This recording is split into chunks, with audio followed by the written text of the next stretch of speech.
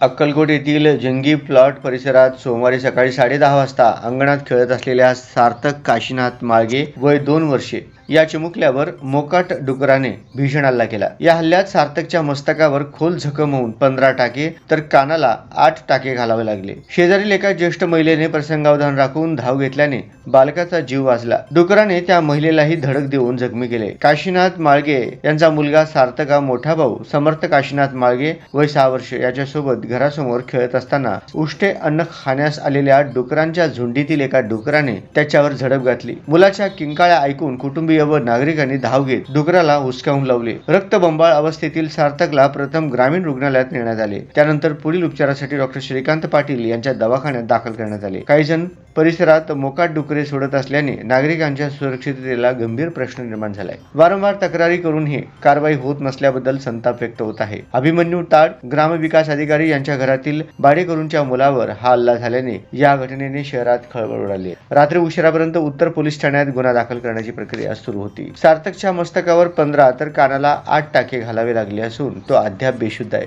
जखम खोलवर आहे। मोकाट डुकरांच्या त्रासाबद्दल वारंवार तक्रारी करूनही कारवाई झालेली नाही। नागरिकांच्या सुरक्षिततेसाठी मोकाट डुकरांचा कायमस्वरूपी बंदोबस्त करून जबाबदारांवर कठोर कारवाई करावी अशी प्रतिक्रिया सार्थकचे वडील श्री काशीनाथ माळगे यांनी व्यक्त केली आहे।